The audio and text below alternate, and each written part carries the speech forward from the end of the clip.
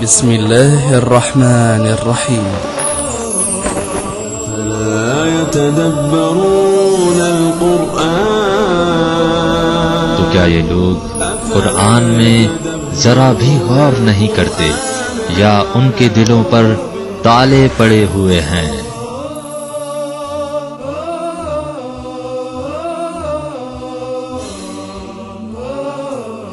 دیکھیے، رکوع ایک بڑی عظیم عبادت ہے، اور رکوع کی تعریف یہی ہے کہ تعظیم و ادب کی خاطر سر اور کمر کو خم کرنے کو رکوع کہا جاتا ہے۔ رکوع کے معنی یہی ہیں کہ تعظیم کے لیے اور ادب کی خاطر سر اور کمر کو خم کرنا۔ اس عظیم عبادت کو اصحاب ائمہ اور پیغمبر اسلام علی الخصوص اور ائمہ معصومین علیہم السلام، اللہم صلی علی محمد و علی محمد،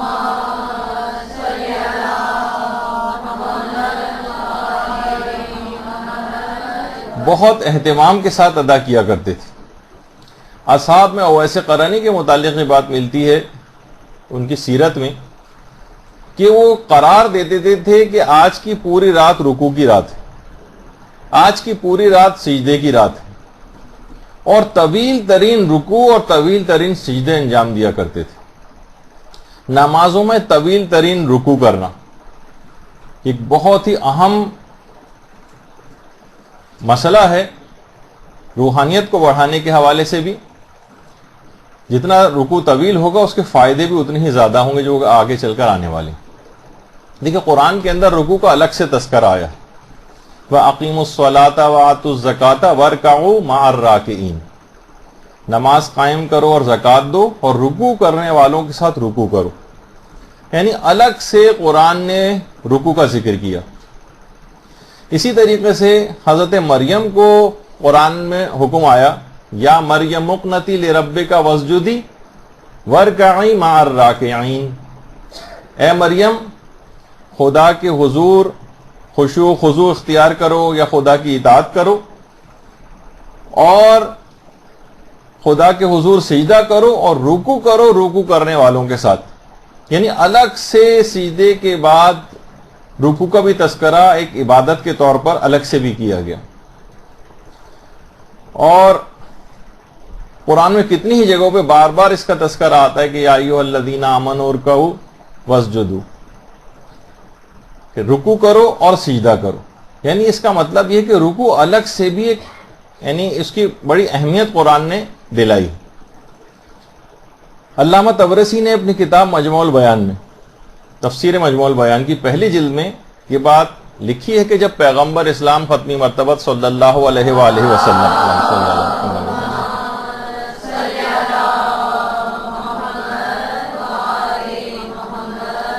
جب آپ ہجرت کے بعد مدینے گئے تو اہل مدینہ گروہ در گروہ پیغمبر کے پاس آنے لگے۔ پیغمبر نے اہل مدینہ کو نماز پڑھنے کا حکم دیا۔ ایک قبیلہ جو انتہائی متکبر قسم کا قبیلہ تھا، انہیں اپنے تکبر میں بڑی شہرت رکھتا تھا، بنو ثقیف، وہ آیا اور اس نے آ کے کہا کہ ہم ہرگز بھی خم نہیں ہوں گے، نماز نہیں پڑھیں گے، ہم خم نہیں ہوں گے، ہمارے لیے باعث ننگوار ہے کہ ہم کسی کے سامنے رکوع اور سجدہ کریں۔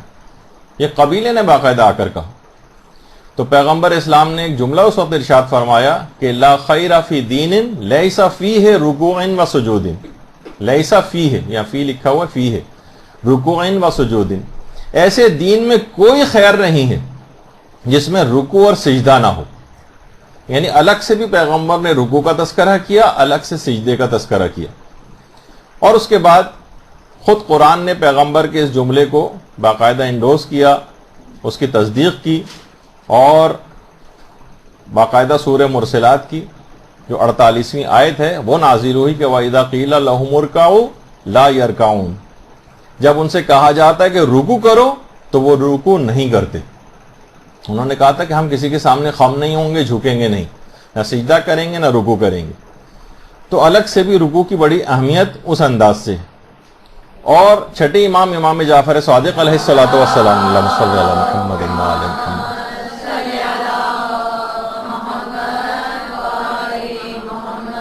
چھٹے امام سے مروی یہ روایت شیخ صدوق نے اپنی کتاب من لا یحضرہ الفقیہ میں نقل کی ہے کہ امام فرماتے ہیں کہ 5 چیزوں کے بغیر نماز باطل ہے. اس میں پہلی چیز ہے وضو. اگر کسی کا وضو نہیں ہے تو ظاہر ہے کہ نماز باطل ہوگی. وقت اگر آیا نہ ہو اور اس سے پہلے نماز پڑھ لی جائے. اکثر لوگ کہتے ہیں کہ بھئی اتنی صبح صبح ہمیں ڈیوٹیز کے اوپر جانا پڑتا ہے دوران، تو کیا ہم یہ کر سکتے ہیں کہ کچھ وقت پہلے نماز پڑھ کے؟ اکثر سنجیدہ قسم کے افراد کو یہ سوال پوچھتے دیکھا گیا کہ ہم نماز فجر سے پہلے ہمیں نکلنا ہوتا ہے تو ہم پہلے سے نماز پڑھ کے چلے جائیں. نہیں، اب اگر اس دوران ممکن نہیں ہے تو آپ کو بس میں ہی یا ٹرین میں یا کسی بھی جگہ سواری پر بھی آپ کو نماز پڑھنا، لیکن وقت سے پہلے نہیں پڑھ سکتے. اسی طریقے سے قبلہ، اس کے ایک الگ احکام ہیں. اگر کسی کو قبلہ صحیح پتہ ہے تو آغا سیستانی تو فرماتے کہ معمولی سا قبلے میں انحراف بھی جائز نہیں. ہاں اگر کسی کو صحیح طور پہ قبلہ پتہ نہ ہو اور اندازے سے پڑھ لے تو اس کے کچھ مسئلے الگ ہیں. تو اچھا، اس کے علاوہ 2 چیزیں اور ذکر کی امام نے. رکوع، کیونکہ واجبات رکنی میں سے ہے رکوع، اور اگر کوئی شخص رکوع کو انجام نہ دے تو اس کی نماز باطل ہے، اور 2 سجدے مل کر بھی رکن بنتے ہیں. تو یہ 5 چیزیں ایسی امام نے فرمائیں جس کے اندر رکوع کا الگ سے تذکر آیا کہ جن کے بغیر نماز باطل ہے، جن کا خیال رکھنا ہوتا ہے. اچھا، ایک چیز آتی ہے روایات میں بہت زیادہ کہ مکمل رکوع کرنا. یہ مکمل رکوع کیا ہے؟ یعنی پورے آداب اور تمام فقہی مسئلے اور اس کی شرائط کے مطابق رکوع کرنا. اس کی بہت زیادہ اہمیت ہے، اور یہی وجہ ہے کہ ہمارے 5ویں امام محمد باقر علیہ الصلوۃ والسلام، اللہم صل علی محمد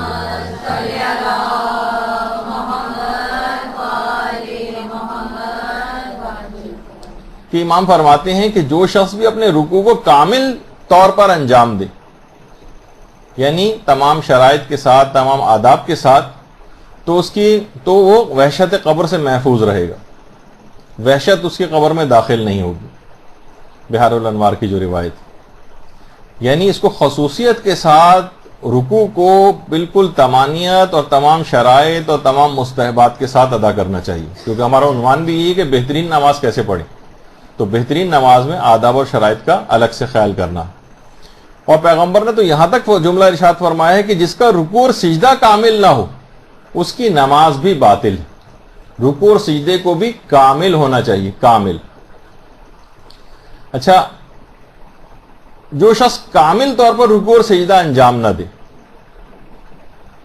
ایک مسئلہ یہ ہے، روایات میں بھی اس کا تذکرہ آیا، تو دیکھیں اس لحاظ سے بھی کہ وحشت قبر کا مسئلہ واقعی ایک ایسا مسئلہ ہے کہ اس سے بچنے کا طریقہ بتایا گیا، یعنی قبر کے عذابوں سے بچنے کا طریقہ، وحشت قبر سے بچنے کا طریقہ، کہ اس کے اندر کامل رکوع انسان کرے.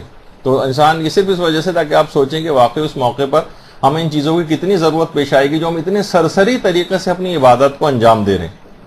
رکوع کے اندر کوئی کیفیت نہیں ہے، کوئی بس گئے اور سیکنڈز کے اندر ہم کھڑے ہو گئے، نہ ہم نے اس کے آداب کا خیال کیا، نہ اس کی مزید شرائط کا خیال کیا، بس ایک فارمیلٹی ہے کہ جو پوری کی. لیکن اس کا فائدہ کتنا زیادہ ہے کہ اس موقع پر جب انسان واقعی اس کا محتاج ہوگا تو اس کو پتہ چلے گا. ورنہ کیا ہے، مستدرک الوسائل میں باقاعدہ ہے کہ نماز میں چوری کرنا. کہا کہ سب سے بڑا چور وہ ہے کہ جو نماز میں چوری کرتا ہے.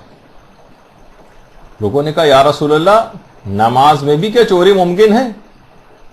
فرمایا ہاں، اگر کوئی شخص رکوع اور سجدے کو کامل طریقے سے انجام نہ دے، صحیح طریقے سے انجام نہ دے، تو یہ گویا وہ نماز کے اندر چوری کر رہا ہے. اکثر لوگوں کو آپ نے دیکھا ہوگا کتنی تیز رفتاری کے ساتھ، خاص طور پہ بچے، نوجوان، چونکہ نمازوں میں جن کا بالکل دل نہیں لگتا ہے، شاید 1-8 سیکنڈ کے لیے رکوع میں جاتے ہیں اور فوراً کھڑے ہو جاتے ہیں. ان کے لحاظ سے بھی اور بہت سارے بڑوں کو بھی یقیناً دیکھا گیا ہے، مساجد کے اندر دیکھا گیا ہے، پیش امام سے پہلے ہی ہر وقت کھڑے ہونے کی فکر میں رہتے ہیں رکوع سے بھی لوگ. تو یہ نماز میں چوری کہلاتی ہے.